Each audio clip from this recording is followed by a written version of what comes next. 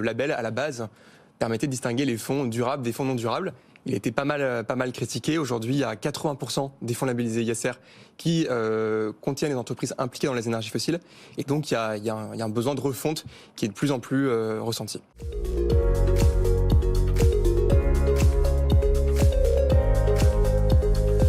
Salut les net investisseurs, bienvenue pour ce nouveau JDNI. Comme tous les mardis et jeudis, je partage avec vous une actualité en relation avec vos placements et vos problématiques d'investissement. Aujourd'hui, nous allons parler ISR. Avant de commencer, vous le savez, vous pouvez dès maintenant vous abonner à la newsletter de Net Investissement afin de recevoir directement sur votre mail des astuces et des offres personnalisées. Le label ISR, investissement socialement responsable, est de retour. En effet, la semaine dernière a été présenté par le comité du label ISR le nouveau cadre d'attribution plus exigeant de ce label pour les fonds d'investissement et les gérants d'actifs financiers. En effet, cette labellisation était de plus en plus critiquée, les responsables du comité reconnaissant même l'été dernier les faiblesses, je cite, de la méthode.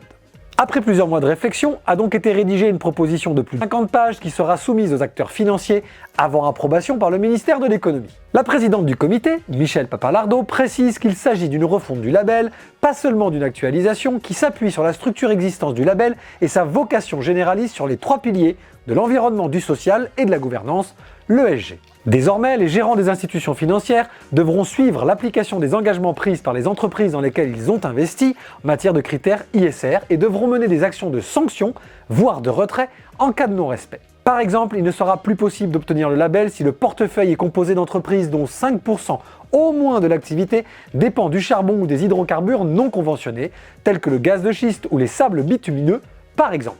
Il sera demandé également aux gérants d'actifs de préciser leur analyse des plans de transition climatique des entreprises ciblées. Enfin, la notion de double matérialité doit apparaître clairement, ce qui implique de préciser l'impact de l'activité des entreprises dans lesquelles le gérant a investi sur l'environnement, mais également l'effet de l'environnement sur la valeur financière de ces mêmes entreprises.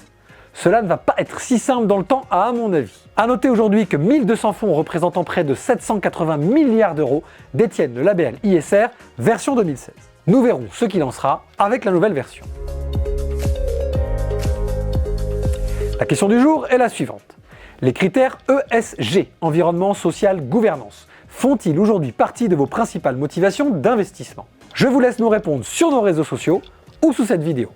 N'hésitez pas à laisser des commentaires.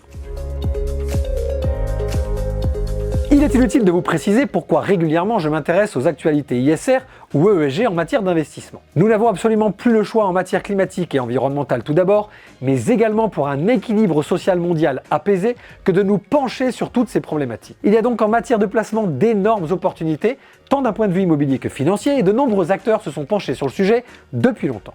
Aujourd'hui, vous avez la possibilité de donner un sens éthique et moral à vos investissements, tout en bénéficiant de la logique industrielle et économique que ces enjeux représentent. Exemple avec des placements immobiliers de type SCPI, Société Civile de Placement Immobilier, dont certaines ont choisi de se positionner sur le développement durable de l'immobilier depuis plusieurs années, comme PFO2 de la Société de Gestion Périale, ou sur le domaine de la santé et de la petite enfance, comme Primovie du groupe Primonial Reim.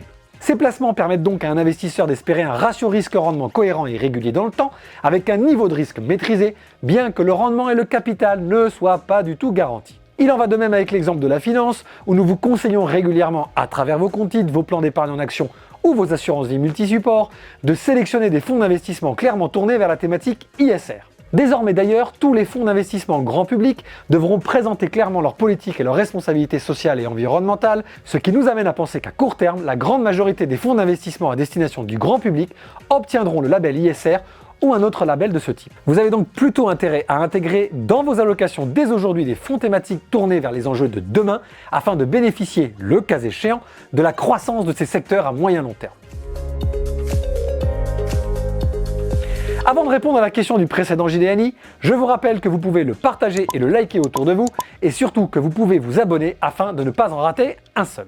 La précédente question était: pensez-vous qu'il y a actuellement encore un intérêt à cette course vers l'espace et vers Mars? Les avis sont partagés une fois de plus selon le support de provenance des commentaires, LinkedIn, YouTube, Twitter, mais il ressort deux sentiments clairs. Certains d'entre vous, comme Olivier, pensent qu'il s'agit d'un énorme gouffre financier et qu'il y a de nombreux besoins déjà à combler sur Terre, en particulier sur le plan climatique. Ces budgets feraient mieux d'être alloués à la transition écologique nécessaire au bien-être de l'humanité, je cite. D'autres comme Fatia pensent que cette nouvelle quête de l'espace, comme toutes les grandes quêtes de l'humanité, sera un moteur d'innovation et donc de modernisation de notre vie quotidienne, y compris en matière de coût écologique d'une telle aventure.